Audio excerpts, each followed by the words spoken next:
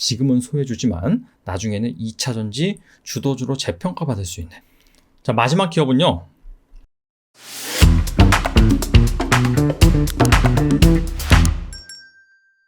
자, 최근 들어 외국인 투자자가 국내 증시에서 연일 순매수를 지속하고 있습니다.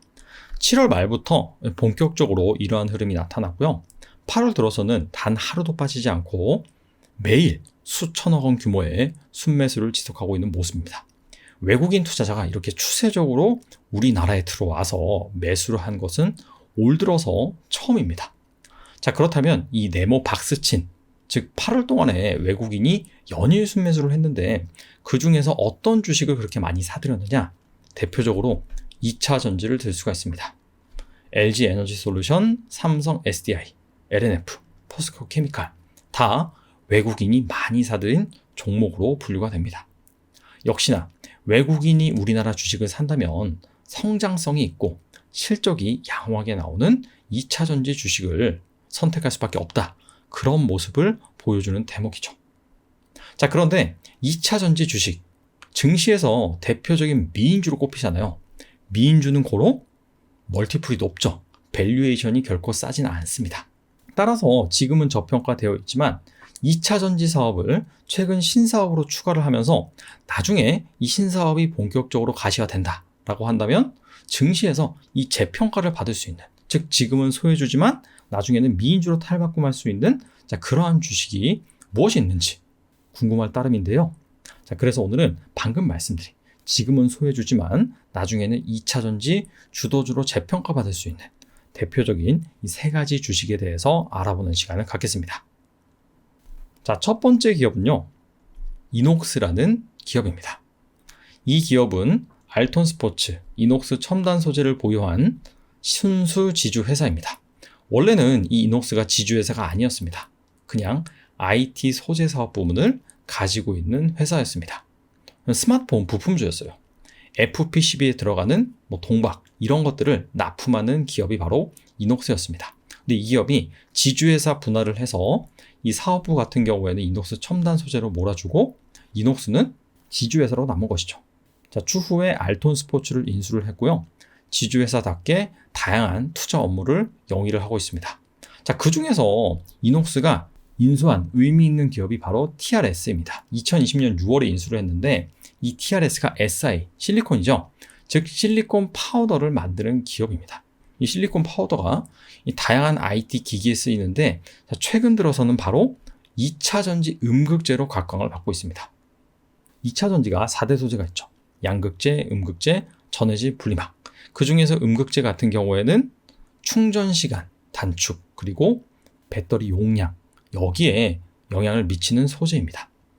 이게 과거에 흑연이 쓰였단 말이에요. 근데 흑연으로는 성능 개선에 한계가 있습니다. 자, 그러다 보니까 이 흑연에다가 실리콘을 점차 첨가하는 그러한 흐름으로 기술 발전이 이루어지고 있는 상황이에요. 대표적으로 테슬라 같은 경우에는 원통형 배터리, 음극재 부분 중 실리콘 첨가제 비중을 현재 한 5%에서 8%에서 5년 내 20%까지 확대할 예정입니다. 이 실리콘을 첨가하면 첨가할수록 충전시간 단축이라든지 배터리 용량이라든지 이런 부분이 확 증가를 합니다. 대신에 잃는 부분이 있어요. 그게 바로 안정성입니다. 자, 따라서 이 실리콘 첨가제를 개발하는 업체 같은 경우에는 안정성과 그 다음에 성능 개선 이 두 가지를 동시에 충족시킬 수 있는 그러한 수준으로 기술 개발을 현재 영위 중인데, 여기에 들어가는 실리콘 파우더를 바로 TRS가 만들고 있다. 자, 이 부분이 포인트입니다. TRS 같은 경우는 이미 양산을 하고 있어요. 그래서 현재 글로벌 고객사 파나소닉에 납품을 하고 있는데 6월 기준 월 40톤 정도로 납품을 하고 있습니다.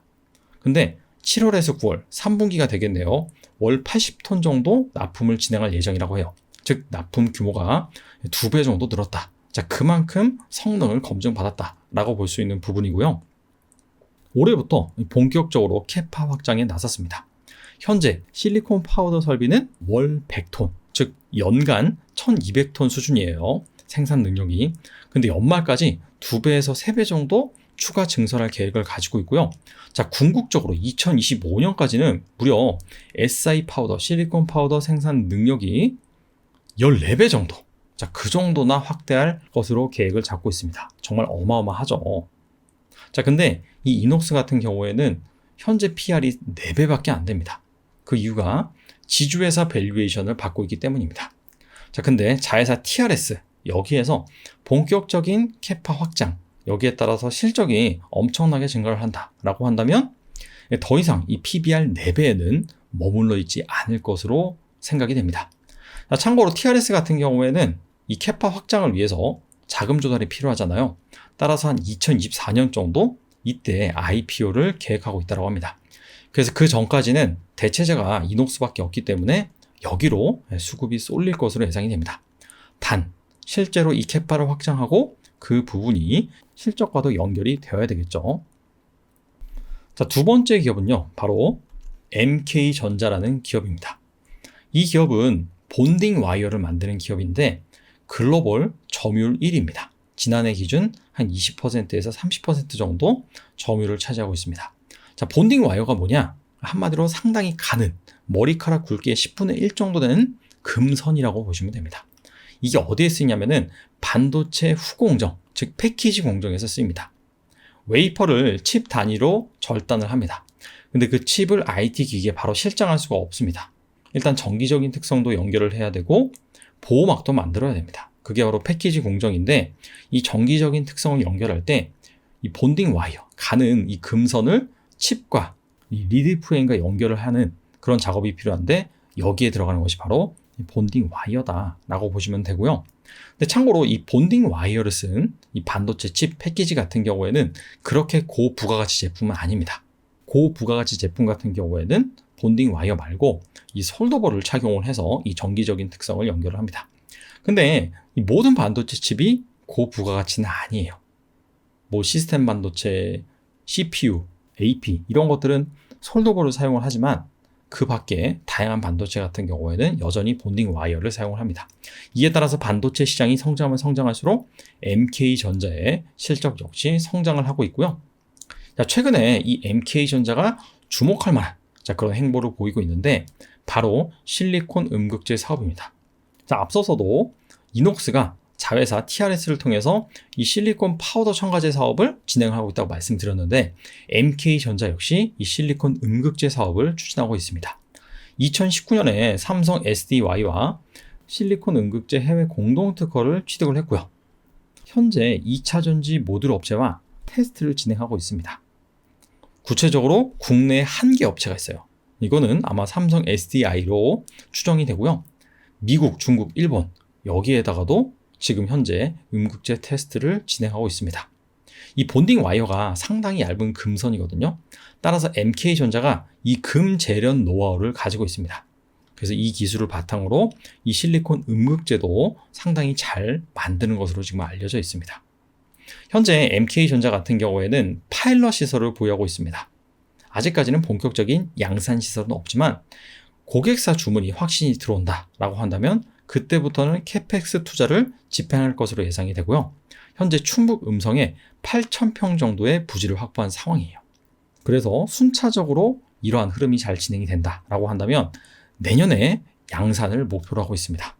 자, 따라서 만약에 MK전자가 테스트가 잘 진행이 됐고 고객사로부터 수주를 받았습니다. 자, 그렇다면은 시설 투자 공시를 내겠죠. 근데 그 시설 투자 공시에 실제 실리콘 음극재 생산을 위한 증설이다 라고 한다면 자, 그때는 시장이 이 MK전자를 가만히 두지 않을 것으로 생각이 돼요. 그럴 만도 한 것이 현재 PR이 8배밖에 안 됩니다. 즉, 이 반도체 그냥 일반적인 소재 기업으로 평가를 하고 있어요. 자, 근데 실리콘 음극재, 즉 2차 전지 소재 업체로 시장이 인식을 한다라고 한다면 이 멀티플이 확 올라가는 그러한 이벤트가 발생을 하겠죠. 자, 마지막 기업은요, 지어소프트입니다. 이 기업은 좀 생소할 거라고 생각이 됩니다. 뭐 이름만 보면은 무슨 테마주인가 라고 볼 수도 있는데요. 이 기업은요, 이커머스 사업을 영위하는 업체예요. 대표적으로 오아시스 마켓. 오아시스 마켓은 아마 신선식품 새벽 배송을 자주 시켜보신 분들 같은 경우에는 잘 알고 있을 거예요. 마켓컬리의 대항마다 라고 보시면 되는데 SSG 마켓컬리, 오아시스 마켓이 우리나라 대표적인 3대 신선식품 새벽 배송 업체입니다. 근데 그 중에서 유일하게 이 오아시스 마켓이 흑자를 내고 있어요.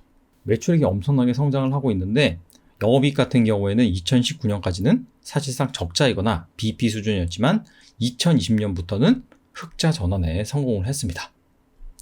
이 지어소프트의 주요 사업 부문을 보면은 이커머스, 즉 오아시스 마켓을 통해서 운영하는 부분이 전체 매출액의 60% 이상을 차지를 하고요.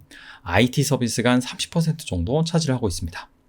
근데 이 기업이 올 들어서 자본금 100억 원을 출자를 해서 지어 솔루션을 설립을 했습니다. 지어 솔루션이 무슨 사업을 하는 업체냐? 2차 전지 원통형 배터리, 케이스, 니켈 도금 강판을 제조하는 사업을 추진하는 것입니다. 자, 그래서 이번에는 250억 원 추가 증자를 통해서 슬슬 이 설비 투자를 할 계획을 잡고 있고요. 결과적으로는 2023년 양산을 목표로 1차 830억 원, 2025년까지는 추가적으로 700억 원을 투자를 해서 총 1,530억 원을 설비 투자에 사용할 계획입니다. 자, 그래서 니켈 도금 강판을 생산을 해서 동원 시스템즈 등 캔 성형 업체에 납품을 해서 최종적으로 LG 에너지 솔루션 그리고 삼성 SDI에 납품할 예정입니다. 현재 PR이 한 21배 정도 돼요. 오늘 소개해드린 종목 중에서는 높은 편이긴 한데 이게 아직까지는 영업이익이 이커머스 사업을 통해서 제대로 올라오지 않았기 때문입니다. 그리고 추가적으로 이 니켈 도금 강판 사업이 잘 진행이 된다라고 한다면 2차 전지 업체 밸류에이션을 받음으로 인해서 이 멀티플이 더 올라갈 수도 있겠죠.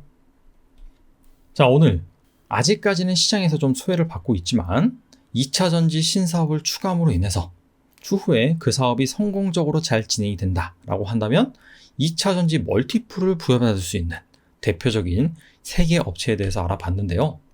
이녹스를 제외하고는 아직까지는 테스트 단계, 개발 단계라고 보시면 됩니다. 이녹스 같은 경우에는 실제 이 파나소닉에 납품을 하고 이러한 부분들이 좀 부각을 받으면서 최근에 단기적으로 주가가 좀 올랐습니다. 하지만 나머지 업체 같은 경우에는 아직 테스트 중이거나 이 시설 투자를 염두에 두고 있다. 자, 그렇기 때문에 아직 주가에 이 2차 전지 업체 프리미엄이 반영되지가 않았습니다. 자, 그런 차원에서 좀 길게 두고 이 기업들이 정말 2차 전지에서 신사업을 잘 꾸려나간다라고 한다면 추후에 상당한 재평가가 가능할 수가 있으니 잘 살펴보시길 바라고요. 물론 이거는 성공한다는 전제겠죠. 그래서 그런 부분들을 잘 모니터링 하시면 좋을 것 같습니다. 자, 이번 주 미국의 CPI 발표가 예정되어 있는 만큼 아무래도 좀 변동성이 클 것으로 예상이 됩니다. 자, 그런 부분들을 여러분들이 잘 감안을 하시고 현명하게 대응하셨으면 좋겠습니다. 감사합니다.